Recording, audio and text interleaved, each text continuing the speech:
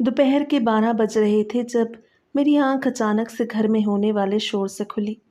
मैं हड़बड़ा कर अपने बिस्तर पर उठ बैठी और फौरन से बाहर की राह ली। तो क्या देखती हूँ कि बड़ी आपा सकीना और लुबना बाजी बैठकर अम्मी को कुछ कह रही है, लेकिन अम्मी के आंसू देखकर एकदम से मैं ठटक कर रह गई।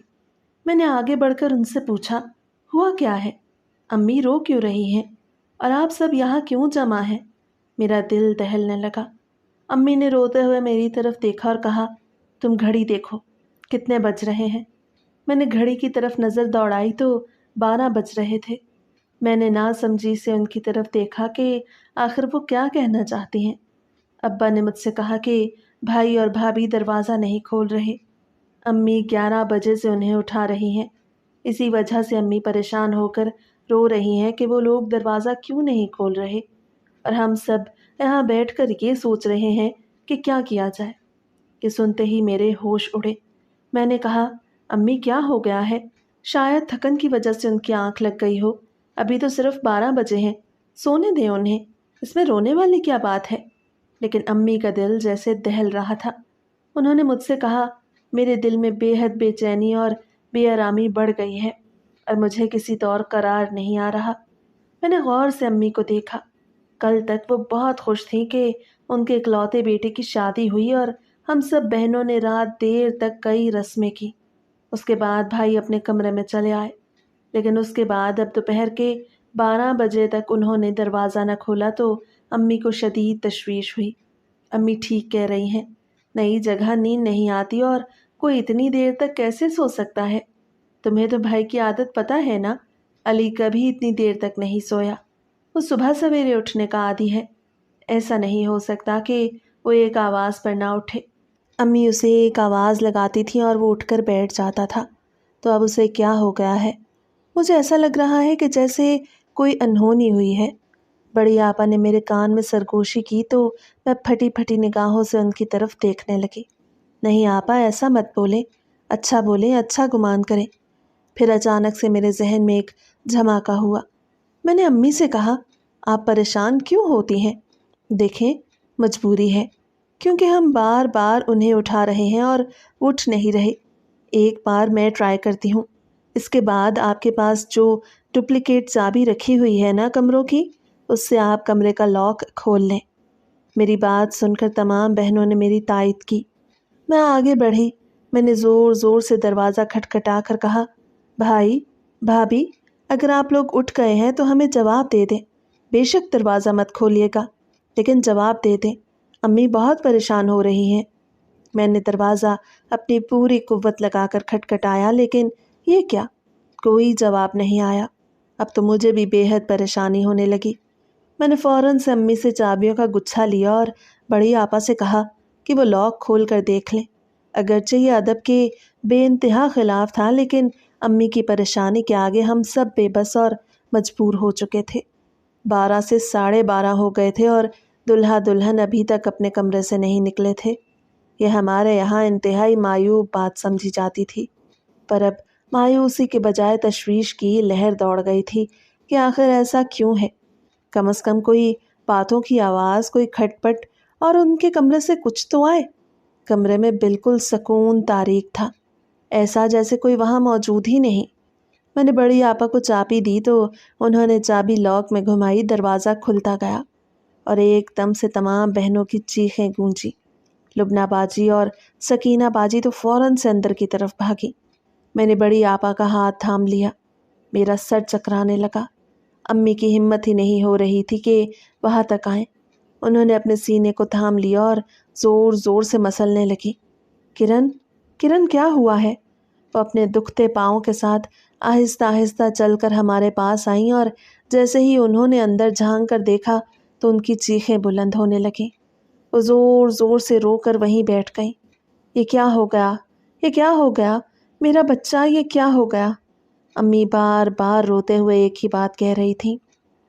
सकीना बाजी और लुबना बाजी भी अंदर धाड़े मार मार कर रोने की आवाज़ आ रही थी। अम्मी दर्द की शिद्दत से बेहोश हो गई और मैं अपना सर पकड़कर बैठ गई। आंसू रवानी से मेरी आंखों से बहने लगे। جو منظر ہم تمام بہنوں نے اپنی امی کے ساتھ اندر جا کر دیکھا، اس کے بعد تو ایسا لگتا تھا کہ جیسے زندگی ایک جگہ آ کر رک گئی ہے اور اب کبھی آگے نہیں بڑھ پائے گی، اب کبھی ہم بہنیں نہیں مسکرا پائیں گی کہ جو بھیانک حقیقت دوپہر کے 12:30 بجے نئے شادی شدہ جوڑے کے کمرے میں ہمیں دیکھنے کو ملی، اس حقیقت نے ہم سب کو توڑ کر رکھ دیا۔ یہ ایک ایسا بھیانک واقعہ تھا جس نے ہماری زندگیوں کو ہلا کر رکھ دیا، لیکن پھر جلد ہی اس کی وجہ بھی پتہ چل گئی جو ناقابل یقین تھی۔ ہم بہنیں اس خبر پر یقین ہی نہ کر پائیں، لیکن یہی سچ تھا۔ میرا نام کرن ہے اور میں اپنے والدین کی سب سے چھوٹی بیٹی ہوں۔ ہم 4 بہنیں ہیں اور ہمارا منتوں مرادوں کے بعد پیدا ہونے والا ایک ہی بھائی، جس کا نام امی ابو نے علی رحمان رکھا تھا۔ علی رحمان امی ابو کا بہت زیادہ لاڈلا تھا، کوئی خواہش ایسی نہ ہوتی جو اس کی پوری نہ ہوتی۔ وہ امی ابو کے ہاتھوں انتہائی لاڈ و ناز سے پلا تھا۔ اس کی وجہ یہ تھی کہ وہ بے انتہا دعاؤں کے بعد حاصل ہوا تھا۔ جب یکے بعد دیگرے ہم 4 بہنیں پیدا ہوئیں تو خاندان والوں نے امی کو طرح طرح کی باتیں سنانا شروع کر دی کہ یہ عورت صرف بیٹیاں ہی پیدا کر سکتی ہے اور بیٹا اس کے نصیب میں نہیں۔ کبھی کوئی عورت پکڑ کر کہتی کہ اولاد نرینہ نہیں ہے، تمہیں کتنی مشکل ہوگی، اور کوئی پکڑ کر یہ کہتا کہ تم اپنے بڑھاپے کا سہارا کیسے بنو گی، تمہاری تو ساری بیٹیاں ہی تمہیں چھوڑ کر چلی جائیں گی۔ اللہ سے اولاد نرینہ مانگو تاکہ وہ تمہارے بڑھاپے کا سہارا بن سکے۔ امی چونکہ کم عمر تھیں اور ان کی جلدی شادی ہو چکی تھی، اوپر تلے کی بیٹیاں پیدا ہونا، ان تمام چیزوں نے مل کر امی کے ذہن پر گہرا اثر کیا اور وہ بیمار رہنے لگی۔ ڈاکٹر نے ابو کو بتایا کہ انہیں خوش رکھا جائے کیونکہ بیٹیوں کی تربیت بھی متاثر ہو رہی تھی۔ ایک روز میں نے امی کو نماز میں چپکے روتے دیکھا تو فوراً سے ابو کو بتا دیا۔ ابو نے میری امی کو دیکھا تو وہ باقاعدہ رو رہی تھی۔ ابو نے ہم تمام بہنوں کو بھی بٹھایا اور اس کے بعد امی کو بٹھا کر کہنے لگے، میری بات سنو گلبانو، تم ایک مضبوط عورت ہو اور تمہیں زمانے کی باتوں سے کوئی فرق نہیں پڑنا چاہیے۔ یہ اللہ کی دین ہے، انسان اس میں ضد کرنے والا کون ہوتا ہے؟ میں جانتا ہوں تم اولاد نرینہ کی خواہش معاشرے کے دباؤ کی وجہ سے کر رہی ہو، جبکہ تم بھی جانتی ہو اور میں بھی کہ ہمارے لیے ہماری بیٹیاں بہت خاص ہیں اور ان کی تربیت پر ہمیں جنت کی بشارت ہے۔ ابو آہستہ آہستہ کر کے امی کو سمجھانے لگے تو امی بہتر ہو گئی، البتہ ان کی دعاؤں میں کوئی کمی نہ آئی تھی۔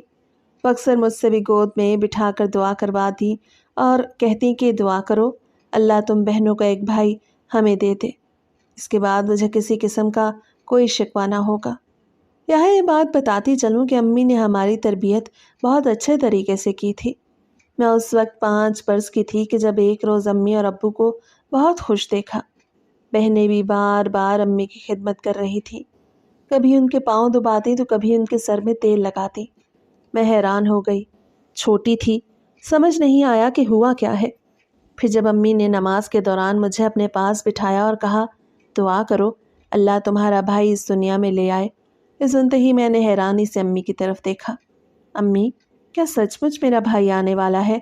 یہ سنتے ہی انہوں نے میرا ماتھا چوم لیا اور کہا، میری گڑیا، جتنی اچھی دعا ہوگی اللہ پاک اس کی دعا ضرور قبول کریں گے۔ اب میرے 3 رات اسی دعا میں گزرتے رہے اور بالآخر جب امی کے یہاں بچے کی پیدائش ہوئی تو اللہ نے ان کی سن لی۔ امی ہمارا بھائی لے کر ہاسپٹل سے گھر واپس آ گئیں اور ہم بہنوں کے لیے تو جیسے وہ دن کوئی عید کا دن تھا۔ کوئی اس چھوٹے سے پیارے سے بچے کی ناک دباتا تو کوئی اس کے نازک سے ہاتھ اپنے ہاتھ میں لے کر دیکھتا۔ امی یہ کتنا چھوٹا ہے، میں نے کہا تو امی ہنسنے لگی۔ بیٹا تم تمام بہنیں بھی جب پیدا ہوئیں تو اسی طرح بالکل نازک سی میرے ہاتھ میں دی گئی تھی، اور اب دیکھو اللہ نے تمہارا بھائی دے دیا ہے۔ اب میں امی کو اکثر خوش دیکھا کرتی اور اللہ کے حضور سجدہ ریز ہو کر انہوں نے اپنے شکر کا اظہار کیا۔ اب امی ابو کی ساری توجہ بھائی پر مرکوز ہو گئی۔ ہم بہنیں اب بڑی ہو چکی تھیں اور ویسے بھی مجھ میں اور بھائی میں 5 سال کا فرق تھا۔ ایسے میں میرے دل میں بھائی کے لیے حسد کے بجائے محبت ہی محبت تھی۔ میں اکثر اس کے سارے کام کر دیتی، کبھی اسے پالنے میں سلانے کے لیے امی کی ہدایت کے مطابق جھولا دیتی تو کبھی اسے گود میں لے کر کھلاتی۔ ہم بہنوں کے ہاتھوں میں تو جیسے کوئی کھلونا سا آ گیا تھا۔ دن گزرنے لگے، سب سے بڑی آپا کی شادی ہو گئی اور وہ رخصت ہو کر چلی گئی۔ میں کالج میں پڑھ رہی تھی، جبکہ دوسری دونوں بہنیں منگنی شدہ تھیں۔ ان کی بھی جلد شادی متوقع تھی۔ علی رحمان اسکول پڑھتا تھا، لیکن آئے روز اس کی اسکول سے شکایتیں ہی موصول ہوتی۔ اس عمر میں آ کر امی ابو سخت پریشان ہو گئے۔ وہ 13 برس کا ہو چکا تھا۔ اس کے بہت سے مشاغل تھے سوائے پڑھائی کے۔ کبھی وہ دوستوں کے ساتھ آوارہ گردی کرنے جاتا تو کبھی صبح سے لے کر رات تک بس کرکٹ کھیلتا رہتا۔ ابو کی اپنی دکان تھی، دولت کی کوئی کمی نہ تھی، لیکن ابو بوڑھے ہونے لگے تھے اور چاہتے تھے کہ کوئی ان کے بڑھاپے کا سہارا بنے۔ پر بھائی کو تو پڑھائی کے علاوہ تمام چیزوں میں دلچسپی تھی۔ ابو اسے سمجھا سمجھا کر تھک چکے تھے۔ اب بھائی ٹوکنا ہی بند کر دیا تھا۔ علی رحمان کی میرے ساتھ دوستی تھی تو میں اکثر اسے سمجھاتی، پر وہ سمجھ کر نہ دیتا۔ بہرحال امی ابو نے اسے اس کے حال پر چھوڑ دیا۔ وہ اکثر رات کو دیر سے گھر آتا اور میں اسے بچانے کے لیے دروازہ کھول کر امی ابو کو کہہ دیتی کہ وہ جلدی آیا تھا۔ میں اس بات پر شرمندہ بھی ہوتی، لیکن گھر کی فضا کو خوشگوار رکھنے کے لیے مجھے یہ سب کرنا پڑتا۔ میں اکثر اس کی غلط عادتوں پر پردہ ڈالتی کہ شاید وہ سدھر جائے، لیکن وہ دن بدن بگڑتا چلا جا رہا تھا۔ ایسے میں اس کی دوستی ایک ایسے لڑکے سے ہوئی جس کا نام سہیل تھا اور وہ محلے کا سب سے آوارہ لڑکا تھا۔ امی نے 1-2 بار علی رحمان کو ٹوکا کہ اس آوارہ لڑکے کے ساتھ مت گھومو، تم پڑھائی نہیں کرتے، ہم تم پر زور نہیں دے رہے، تمہاری مرضی ہے، لیکن اب اگر تم ایسے دوست بناؤ گے تو ہم کس طرح خاموش رہ سکتے ہیں۔ علی رحمان نے اس دن پہلی بار امی سے بدتمیزی کی اور انہیں انتہائی غلط جواب دیا۔ ان کا جواب سن کر مجھے بہت افسوس ہوا۔ وہ اب بڑا ہو گیا تھا اور اپنی من مانی کرتا تھا، یہاں تک کہ امی ابو کی کسی بات کی اس کے آگے کوئی اہمیت نہ تھی۔ امی کو اب میں نے نماز میں اکثر روتے ہوئے دیکھا۔ ایک وقت تھا کہ امی اس کے لیے رو رو کر نماز میں ہی دعائیں مانگا کرتی تھیں، اور اب یہ وقت تھا کہ امی اس کے لیے نماز میں ہدایت کی دعا کر رہی تھی۔ کافی حد تک بگڑ چکا تھا۔ پھر ایک روز میں نے اس کے موبائل میں چند ایسے میسیجز دیکھ لیے جسے دیکھ کر مجھے اپنی آنکھوں پر یقین ہی نہ آیا کہ ایسا بھی ہو سکتا ہے۔ میں نے کچھ بھی نہ سوچا اور اسی وقت اسے بلا کر باز پرس کرنا شروع کر دی۔ میں نے کہا، سہیل نامی آوارہ لڑکے کے ساتھ تم کہاں کہاں جاتے ہو؟ تم اگر باز نہ آئے تو میں امی ابو کو سب بتا دوں گی۔ اس روز اس نے پہلی بار مجھ سے بھی بدتمیزی کی اور کہا، جاؤ، جس کو جانا ہے، جس کو بتانا ہے بتاؤ۔ سہیل میرا پکا دوست ہے اور وہ مجھے کچھ بھی غلط نہیں سکھاتا۔ یہ میسیجز بھی اس کے نہیں ہیں، پتہ نہیں کس نے میرے نمبر پر غلطی سے بھیج دیے۔ ان میسیجز میں بہت کچھ ایسا تھا جو ناقابل یقین تھا، لیکن اپنے بھائی کی ہٹ دھرمی کی وجہ سے میں نے ان کو نظر انداز کر دیا کہ میں معاملے کی تہہ تک نہیں پہنچ سکی تھی۔ سہیل نے انتہائی رازداری والے انداز میں اسے ایک معاملے کی طرف اشارہ کیا تھا۔ اب وہ معاملہ کیا تھا، کیسا تھا، کیوں تھا، مجھے کچھ پتہ نہ چل سکا۔ بھائی نے پڑھائی بھی چھوڑ دی۔ 1-2 بار تو ابو نے اسے گھر سے بھی باہر نکالا اور وہ پورے 2 ہفتے بعد گھر واپس آیا۔ امی تو ماں تھی، کیسے بھول سکتی تھی کہ اپنے جگر کے ٹکڑے کو اس طرح بگڑتے نہیں دیکھ سکتی۔ امی بیمار رہنے لگی۔ پھر وہ ہوا جس نے بھائی کو بدل کر رکھ دیا۔ بھائی اس وقت 20 سال کا ہو چکا تھا۔ میری شادی کی تیاری چل رہی تھی اور میری 3 بہنوں کی شادی ہو چکی تھی۔ رات کو محلے میں پولیس کی ریڈ پڑی اور محلے کا سب سے آوارہ لڑکا سہیل پکڑا جا چکا تھا۔ اس پر کسی کے قتل کا الزام تھا۔ یہ سنتے ہی بھائی کو سکتہ ہو گیا اور وہ بالکل چپ ہو کر رہ گیا۔ تب ابو نے اسے اپنے پاس بلایا اور کہا، دیکھو، میں ایسی بات کے لیے تم سے کہتا تھا کہ بری صحبت انسان کو کہاں سے کہاں لا کر کھڑا کر دیتی ہے۔ میں مانتا ہوں کہ سہیل ایک انتہائی آوارہ لڑکا تھا، لیکن اسے بھی آوارہ بنانے میں کسی نہ کسی کا تو ہاتھ موجود تھا۔ ہم تمہارے ماں باپ تمہاری خیر خواہی چاہتے ہیں کہ تم راہ راست پر آ جاؤ اور سہیل کی زندگی سے سبق سیکھو۔ عمر میں وہ تمہارے جتنا ہے، لیکن اس عمر میں جیل کی ہوا کھا رہا ہے۔ اس روز بھائی بالکل خاموش ہو گیا اور پھر اس کے اندر آہستہ آہستہ کر کے تبدیلیاں آنا شروع ہو گئیں۔ ہم بہنیں خوش ہو گئیں کیونکہ میری شادی شدہ بہنیں بھی جب گھر پر میکے میں تشریف لاتی تو وہ علی رحمان کو بارہا سمجھاتی کہ تم امی ابو کی بات مانا کرو اور انہیں اس عمر میں دکھ نہ دیا کرو کہ جس عمر میں تمہیں ان کا سہارا بننا ہے۔ پھر سہیل والا واقعہ ہوا اور وہ اکثر بدل کر رہ گیا۔ اب وہ امی ابو کی بات ماننے لگا۔ امی ابو اس بات پر راضی تھے کہ وہ راہ راست پر آ گیا ہے، لیکن میرے بھائی سے ایک ایسا گناہ ہو گیا جس کی بنا پر وہ جلد پکڑ میں آنے والا تھا۔ وہ گناہ ہم سب کی نظروں سے اوجھل تھا اور ہمارے فرشتوں کو بھی اس کے بارے میں علم نہ تھا، لیکن گناہ بہرحال گناہ ہی ہوتا ہے، اور اگر اس پر انسان شرمندہ نہ ہو تو وہ پھر گھوم پھر کر اس کے سامنے آ کر کھڑا ضرور ہو جاتا ہے۔ علی رحمان کے ساتھ بھی یہی سب کچھ ہوا۔ امی ابو کی دعائیں رنگ لائیں اور وہ سدھرنے لگا۔ پڑھائی کا وقت تو نکل چکا تھا، اس لیے ابو نے اپنے جاننے والے کے ذریعے اسے ایک شاپنگ مال میں سیلز مین کے طور پر رکھوا دیا۔ وہ وہاں دل لگا کر کام کرنے لگا اور جب اس نے پہلی تنخواہ لا کر امی کے ہاتھ پر رکھی تو وہ خوشی سے رو پڑی۔ انہوں نے اسے گلے لگا کر کہا، بیٹا یہی تبدیلی تو میں دیکھنا چاہتی تھی۔ ایسا نہیں ہے کہ میں پیسوں کے لیے یہ سب کچھ کہہ رہی ہوں، لیکن تمہیں محنت کرتا دیکھ اور کامیاب ہوتا دیکھ کر مجھے خوشی ہو رہی ہے۔ انہوں نے آگے بڑھ کر اس کا ماتھا چوما۔ بھائی میں بہت سی تبدیلی آئی۔ اب وہ اکثر گھر میں ہی رہتا، باہر دوستوں کے ساتھ جانے کو ترجیح بھی نہ دیتا۔ گھر میں ہی رہ کر زیادہ تر موبائل فون استعمال کرتا۔ کافی دفعہ میں اسے موبائل پر بات کرتے ہوئے اور مسکراتے ہوئے دیکھ چکی تھی۔ ایک روز اسے اچھے موڈ میں دیکھا تو اس کے پاس جا کر بیٹھ گئی اور کہا، کیا بات ہے، آج کل بہت زیادہ مسکرا رہے ہو، کوئی لڑکی پسند آ گئی ہے کیا؟ یہ سنتے ہی وہ ایک دم سے میرا منہ دیکھنے لگا، جیسے میں نے اس کی دکھتی رگ پر ہاتھ رکھ دیا ہو۔ کیسی باتیں کرتی ہو باجی، ایسا کچھ بھی نہیں ہے۔ لڑکی مجھے بھلا کیوں پسند آئے گی اور وہ مجھے کیوں پسند کرے گی؟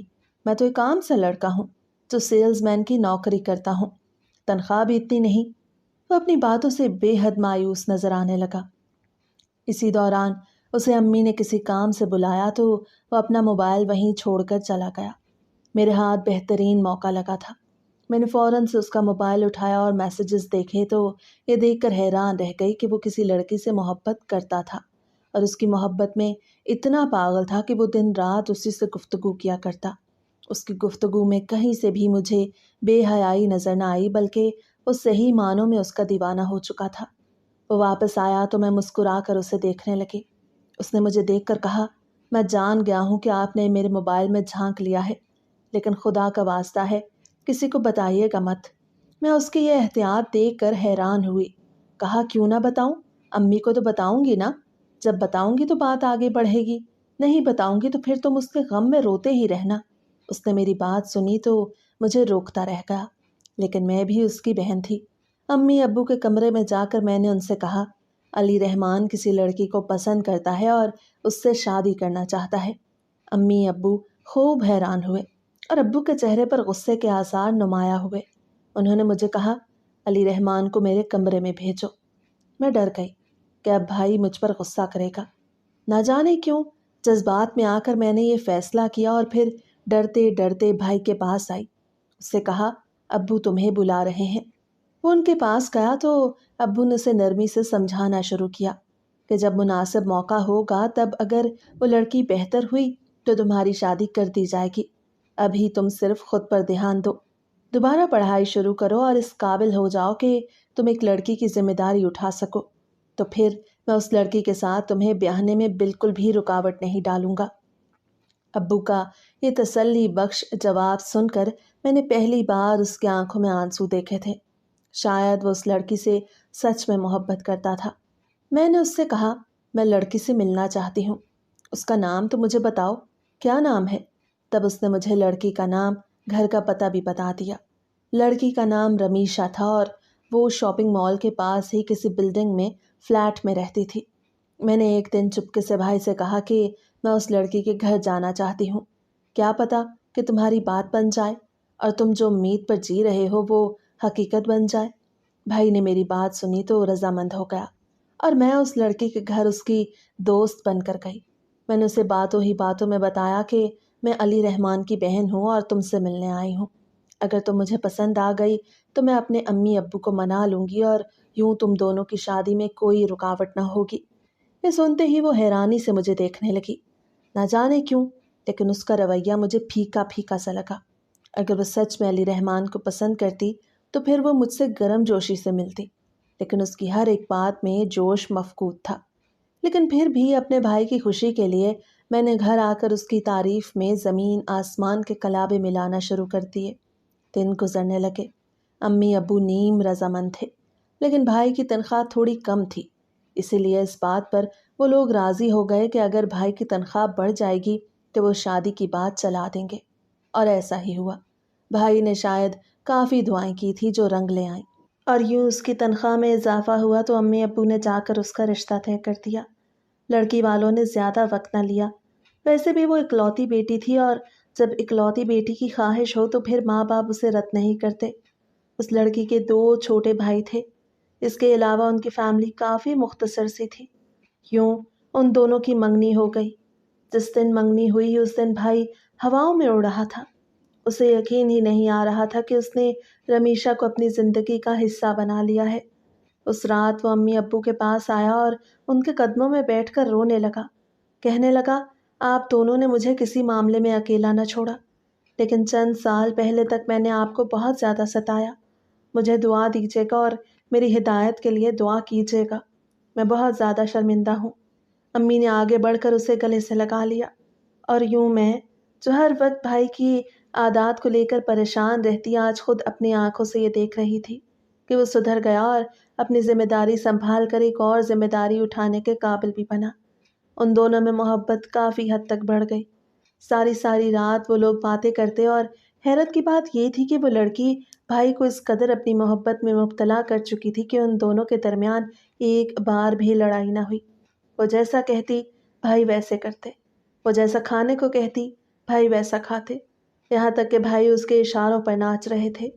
अम्मी को तशवीश हुई, लेकिन मैंने उन्हें मना किया कि अभी उनकी ज़िंदगी है, हमें इसमें बीच में दखल नहीं देना चाहिए। अगर वो उसके साथ इस तरह खुश है तो हमें उसे खुश ही रहने देना चाहिए। इस दौरान लड़की वालों की तरफ से निकाह का मुतालबा बढ़ गया और मेरी भी शादी तय हो गई। लेकिन अम्मी अब्बू ये चाहते थे कि पहले मैं रुखसत होकर अपने घर को चली जाऊं। उसके ठीक 2 महीने बाद वो भाई की शादी करें। लड़की के घर वाले यानी रमीशा के घर वाले इस बात पर राजी हो गए, और यूं मेरी शादी के ठीक 2 महीने बाद भी भाई की शादी तय कर दी गई। उसकी खुशी देखने वाली थी। वो बहुत ज़्यादा बदल चुका था और अपनी ज़िंदगी को एक नए सिरे से शुरू करने वाला था। मैं उसे देख देख कर जीती। वैसे भी हम दोनों में उम्र का ज़्यादा फर्क नहीं था, इसलिए मैं उसकी हर बात में साथ देती, और उसे यूं खुश देखकर मेरे अपने दिल में सुकून छा जाता। मेरी शादी की तैयारियां अरूज पर थी। मंगनी मेरी पहले ही मामू के बेटे से हो चुकी थी। फिर आखिर वो दिन भी आया जब मैं ब्याह कर अपने घर आ गई, और उस दिन सबसे ज़्यादा मेरी शादी पर रोने वाला मेरा भाई ही था। मैंने भी आगे बढ़कर उसके आंसू साफ किए और उसे यकीन दिलाया कि उसकी बहन उसके लिए वैसी ही रहेगी और कभी भी नहीं बदलेगी। यूं मैं शादी करके अपने घर पर आ गई, और अम्मी अब्बू भाई की शादी की तैयारियों में मसरूफ़ हो गए। भाई अब तरक्की कर चुका था और सेल्समैन की जगह सेल्स मैनेजर बन चुका था।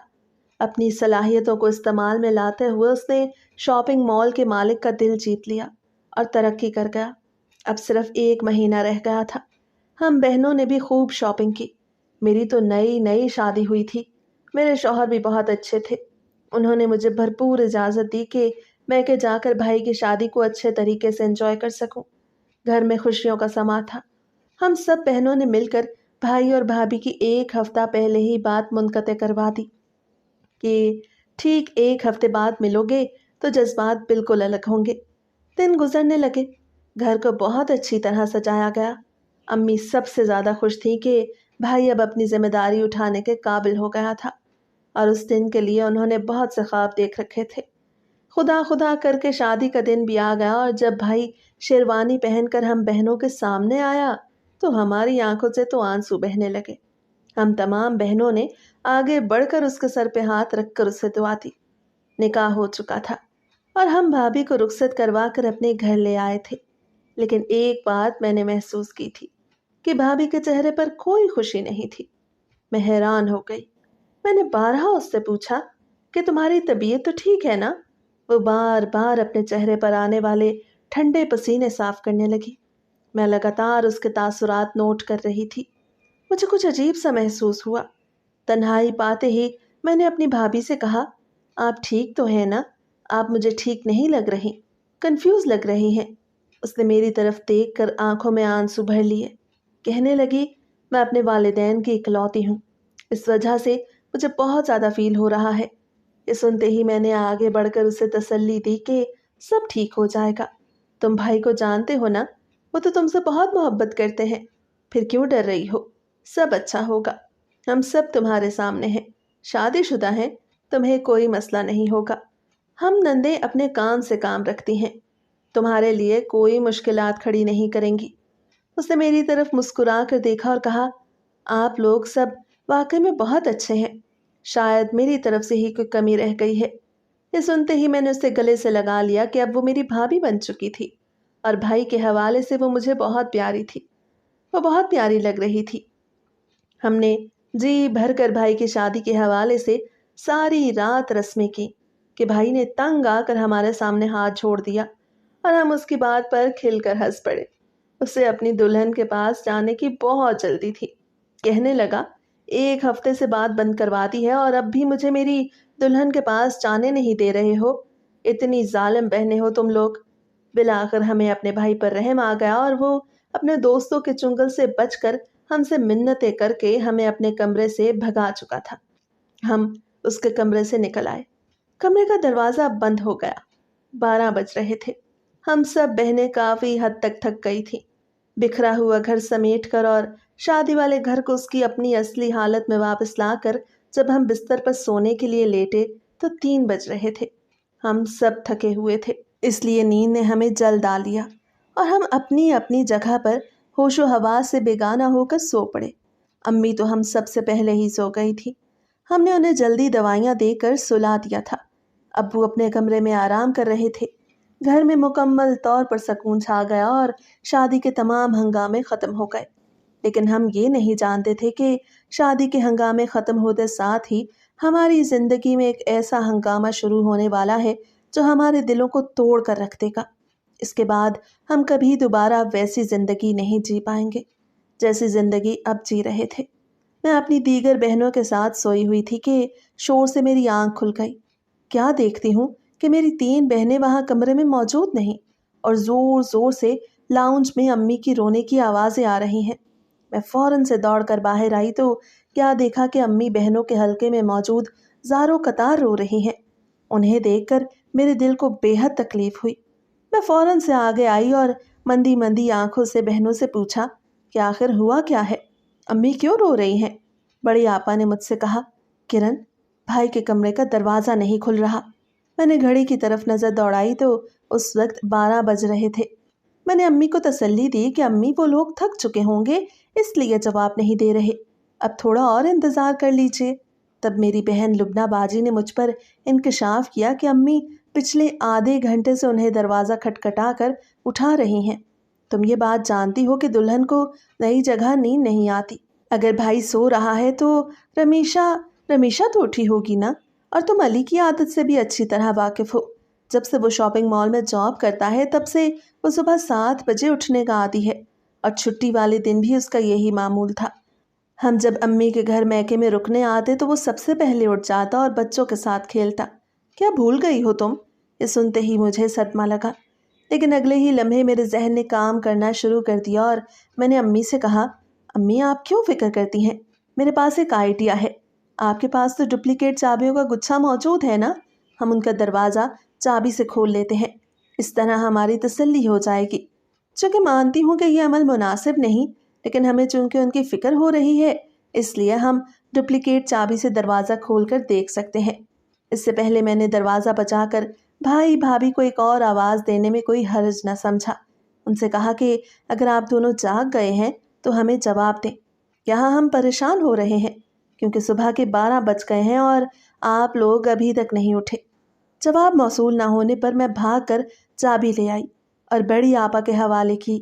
اسی دوران بڑی آپا کا بیٹا رویا تو میں فوراً سے اسے اٹھانے گئی اور واپس آئی تو ایک دم سے گھر میں کوہرام مچ گیا۔ تینوں بہنیں بھائی کے کمرے میں موجود زاروں قطار رو رہی تھی اور امی بے ہوش ہو گئی تھی۔ وہ تو یہ کیا ہو گیا؟ اتنے سے عرصے میں آخر ہوا کیا ہے؟ آپ لوگ سب لوگ کیوں رو رہے ہو؟ میں نے بڑی آپا کے چھوٹے بیٹے کو وہیں بٹھایا اور بھاگ کر کمرے میں گئی تو میرا اپنا سانس بند ہو گیا۔ میں وہیں زمین پر بیٹھ گئی اور زاروں قطار رونے لگی۔ مجھے وجہ سمجھ میں آ گئی تھی کہ میری بہنیں کیوں رو رہی ہیں۔ سامنے میرے بھائی علی کی لاش پڑی ہوئی تھی جو سر سے لے کر پیر تک خون میں مبتلا تھا، اور قریب ہی میری بھابھی ہمیں دیکھ کر مسکرا رہی تھی۔ یہ منظر ہمارے لیے دنیا کا سب سے دردناک اور قیامت خیز منظر تھا۔ میرے ہوش اڑ گئے۔ میں فوراً سے سیدھی ہوئی، امی کو ہوش دلانے کی کوشش کی۔ کیا کر دیا تم نے میرے بھائی کے ساتھ؟ تم مسکرا رہی ہو؟ تمہیں شرم آتی ہے؟ تم نے ایک انسانی جان لے لی، تمہارے ہاتھوں میں میرے بھائی کا خون لگا ہے، اور تم اپنے ہی شوہر کا قتل کر کے ہنس رہی ہو۔ کیا تم نفسیاتی ہو، پاگل ہو، یا تم نے یہ سب کچھ جان بوجھ کر کیا ہے؟ میں نے آگے بڑھ کر اس کا گریبان پکڑ کر اسے زور سے جھنجھوڑا کہ اس نے اپنی پوری قوت لگا کر مجھے دھکا دیا اور کہا، ہاں میں پاگل ہو گئی ہوں، کیونکہ تمہارا بھائی ایک نمبر کا بد کردار، بد چلن اور آوارہ انسان تھا۔ میں نے اسے ختم کر دیا۔ میرا مقصد پورا ہو گیا۔ میرا شادی کرنے کا مقصد ہی یہی تھا۔ ہم چاروں بہنیں چپ ہو کر اس کی یہ بات سننے لگیں۔ امی بھی ہوش میں آ گئی تھی۔ انہیں بار بار غشی کے دورے پڑ رہے تھے۔ بھابھی کے منہ سے یہ حقیقت سن کر ہم سب کے پیروں تلے سے زمین کھسک گئی۔ یہ کیا ہو رہا ہے؟ کچھ سمجھ نہیں آ رہا۔ تم کہنا کیا چاہتی ہو؟ ہمارے بھائی کو مار کر تمہیں آخر کیا ملا؟ میں اپنے بھائی کی لاش کے پاس بیٹھی واویلا کر رہی تھی کہ اس نے ہم سب کو دیکھ کر کہا، آپ کے بھائی نے جو کچھ کیا اس کی معافی نہ اسے یہاں ملے گی اور نہ اسے وہاں۔ یہاں تو میں نے اس کا حساب برابر کر دیا، لیکن یہ اللہ کے حضور بھی جا کر جواب دے گا، اور مجھے قیامت والے دن بھی انصاف ضرور ملے گا، کیونکہ مجھے اللہ پر پورا بھروسہ ہے کہ وہ اپنے دکھے بندے کو کبھی اکیلا نہیں چھوڑتا۔ میری برداشت کی حد جواب دے گئی ہے۔ بے شرم عورت، تمہیں شرم نہیں آتی؟ تمہیں تو میں پولیس کے حوالے کروں گی۔ تم نے ہمارا جوان بھائی مار دیا۔ ابھی تو اس نے زندگی کو جینا شروع کیا تھا، وہ بالکل بدل گیا تھا تمہارے لیے۔ خود کو بدلا، تمہاری محبت میں خود کو اس قدر پاگل کر دیا کہ صرف تمہارے علاوہ اسے کوئی اور دکھائی نہ دیتا، اور تم نے اسے ہی جان سے مار دیا۔ تم انسان نہیں، تم حیوان کہلانے کی لائق نہیں۔ حیوان بھی تم سے اچھے ہوتے ہیں۔ تم انتہائی کٹھور دل انسان ہو جس نے شادی کی پہلی رات ہی اپنے شوہر کو یوں بے دردی سے قتل کیا۔ میں نے اسی وقت آگے بڑھ کر پولیس کو فون کر کے بلایا اور پولیس نے اسے گرفتار کیا۔ جاتے جاتے اس نے ہم پر ایک ایسا انکشاف کیا جس کے بعد ہم سب ایک دوسرے سے نظریں ملانے کے قابل نہ رہیں۔ پولیس کی آواز پر میں نے بھاگ کر دروازہ کھولا اور روتے ہوئے انہیں ساری کہانی سنائی۔ انہوں نے FIR درج کروائی۔ بھابھی ابھی بھی پرسکون انداز میں وہیں بیٹھی تھی۔ وہ انتہائی ڈھیٹ واقع ہوئی، اسے جیسے کسی بات کا کوئی اثر ہی نہ ہوا، اور یہاں ہم بہنوں کی رو رو کر حالت بری ہو چکی تھی۔ بھائی کے جسم سے سارا خون نکل چکا تھا اور اس کا جسم سیاہ پڑنے لگا۔ آپ لوگ یہ سب کچھ صاف کریں، اور ہاں، کفن دفن کا انتظام کریں، میت کی حالت کافی حد تک بگڑی ہوئی ہے۔ پولیس نے ہمیں ہدایت کی تو ہم چاروں بہنوں نے آگے بڑھ کر کانپتے ہاتھوں کے ساتھ اس کی میت کو اٹھایا۔ ہمارا دل دھاڑے مار مار کر رو رہا تھا، اور امی تو جیسے خلا میں گھور رہی تھی۔ انہیں ان پر سکتہ طاری ہو گیا۔ یہ سب کچھ تم نے اچھا نہیں کیا۔ ہماری ہستی بستی فیملی کو تم نے کیا سے کیا بنا دیا۔ اسی دوران ابو اندر داخل ہوئے اور یہ منظر دیکھا تو ان کے سینے میں بے حد درد اٹھا۔ کہنے لگے، یہ میں کیا دیکھ رہا ہوں؟ اپنے ہی سامنے اپنے جوان بیٹے کا جنازہ دیکھ رہا ہوں۔ کیسے ہوا یہ سب؟ کس نے کیا ہے؟ تب ابو کی بہو ان کے سامنے چل کر اعتماد کے ساتھ آئی اور کہا، یہ سب کچھ میں نے کیا ہے، کیونکہ میں نے بدلہ لینا تھا۔ بدلہ؟ کیسا بدلہ؟ تم میں ذرا برابر بھی حیا نہ تھی کہ تم نے بدلہ لینے میں اسے جان سے ہی مار دیا؟ ہاں، کیونکہ اس نے بھی تو کسی کی جان لی تھی۔ اس نے मेरी बहन का रेप करके उसे जान से मार दिया था। ये 5 साल पहले की बात है, जब आपका बेटा सिर्फ 15 वर्ष का था। अगर आप लोग औलादे नरीना पैदा करके उसकी तरबियत नहीं कर सकते तो फिर उसे किसी और के लिए तो ना छोड़ें। ना उस शख्स ने मेरी बहन को जिंदा ज़मीन में गाड़ दिया, और सब लोग मुझसे ये सवाल कर रहे हैं कि मैंने ऐसा क्यों किया, जबकि मुझे तो आप लोगों की शक्लें देखकर लग रहा है कि आपको इस बात के बारे में कोई इल्म ही नहीं। अब्बू वहीं सर पकड़कर रोने लगे। भाई ने, जब वो 15 बरस का था, रमीशा की बहन से ज्यादती की। तब हमें याद आया कि उस वक्त वो सुहेल के साथ हुआ करता था और उसी के साथ आवारागर्दी करके घर में भी सबके साथ बदतमीजी करता। यही वो दिन थे जब उसने सुहेल के साथ मिलकर लड़की से ज्यादती की और फिर उसका कत्ल भी कर दिया।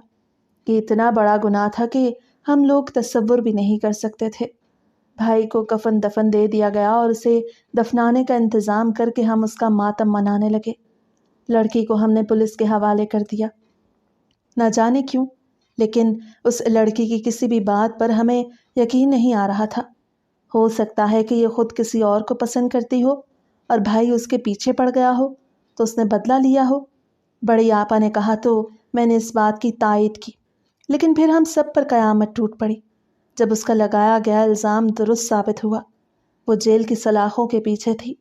इसी दौरान भाई का दोस्त सुहेल, जो कि आवारा था और जिसके साथ मिलकर भाई ने ये सारी कार्रवाई की थी, वो रिहा होकर जेल से वापस आया तो अब्बू से अपने घर पर ले आए और उससे सारी तफसील पूछी। वो सर झुका गया, कहने लगा, अंकल, मैंने अपने सारे गुनाहों पर तौबा कर ली है और मैं अपने हिस्से की सज़ा भी काट कर आ गया। आपका बेटा तो नेक था, लेकिन मैंने ही उसे आवारागर्द बनाया और उस लड़की का रेप करने में आपके बेटे के साथ था। मैंने उसे उस वक्त काफ़ी मना किया। मानता हूँ कि मैं भी काफ़ी हद तक बिगड़ा हुआ लड़का था, लेकिन उस वक्त ये एडवेंचर उसे ही सूझा। वो लड़की अपनी कोचिंग से घर जा रही थी। हमने उसे दोस्ती का बहाना करके साइड पर ले आए और वीराने का फ़ायदा उठाकर उसकी इज्जत लूट ली। मैं तो उस वक्त सिर्फ पहरादारी कर रहा था ताकि हमें कोई देख न ले। लड़की काफ़ी हद तक ज़ख्मी हो चुकी थी और मरने के करीब थी। तब आपके बेटे ने आगे बढ़कर उसका गला दबा दिया कि ना वो जिंदा रहे और न किसी को कह सके। मैं इस वाक़े का चश्मदीद गवाह था। फिर मैं नशे की वजह से और ज़्यादा गलत आदात में मुब्तला हो गया और मुझे जेल की हवा खानी पड़ी। जहाँ रहते हुए मुझे अंदाज़ा हो गया था कि अब बाहर निकल कर ज़िंदगी को वैसे नहीं गुजारना। मैंने उसे इस दौरान बारहा कहा कि तुझे उस लड़की को मारना नहीं चाहिए था। यहाँ मोहल्ले के तमाम लोग मुझे गलत समझते थे, अपने बच्चों को मुझसे दूर रहने का कहते थे, लेकिन मैं अली के इस फेल का गवाह हूँ। मैंने उसे मना भी किया कि वो उस लड़की को न मारे। वो बहुत मासूम थी, उसकी बातों में आ गई थी, उसकी मोहब्बत पर यकीन कर बैठी थी। लेकिन सच तो ये था कि अली के अंदर मौजूद शैतान ने ना सिर्फ उसका रेप किया बल्कि उसे मौत की गहरी नींद भी सुला दिया। ये वाक़या आज भी मेरे जहन पर नक्श है। वो लड़की शायद उसी की बहन होगी और उसने बदला लेने के लिए ही अली को अपने जाल में फंसाया होगा। अली उसकी मोहब्बत के जाल में आ गया और उससे जनूनी मोहब्बत कर बैठा। शादी की पहली रात हुई। उस लड़की ने मौके का फ़ायदा उठाया और अली से अपना बदला पूरा कर लिया। सुहेल के मुंह से ये सारा किस्सा सुनकर हम बहनों की हालत अजीब सी हो गई। मेरा भाई कब गुनाहों में इतना आगे बढ़ गया कि हमें अंदाज़ा ही ना हो सका कि वो एक इंसानी जान के दर पे हो गया और उसने एक लड़की को मौत के घाट उतार दिया और उसकी इज्जत भी लूट ली। माँ बाप के लिए तो ये शर्म का मकाम था।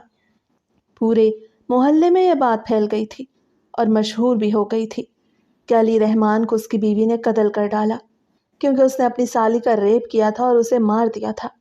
अब हमारे लिए वहाँ रहना मुश्किल हो गया। रमीशा तो जेल में थी।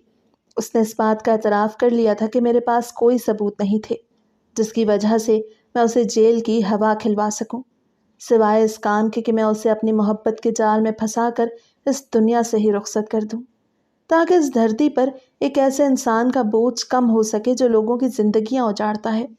हम सब बहनों का भी सर शर्म से झुक गया। किसी से नज़रें उठाकर मिलाने के काबिल तक न थे। दिन गुजरने लगे। हमें भाई की याद तो आती थी, लेकिन उसने जो गुनाह किया था उसकी सज़ा उसको मिलकर रही। उसकी सबसे बड़ी वजह ये थी कि वह अपने गुनाह पर शर्मिंदा नहीं था। ना उसने तौबा की, बल्कि अपनी जवानी के दिनों को एडवेंचर समझकर भूल गया। نہیں جانتا تھا کہ اس کا یہی ایڈونچر شادی کی پہلی رات ہی اسے موت کی گہری نیند سلا دے گا۔ اس واقعے کو 2 سال گزر چکے ہیں۔ جب کوئی بھائی کی موت کی بات کرتا ہے تو ہماری آنکھوں میں آنسو آ جاتے ہیں اور ہمیں دوبارہ سے سہیل کے کہے گئے وہ سارے الفاظ یاد آتے ہیں جو اس نے ہمارے بھائی سے متعلق انکشافات کیے تھے۔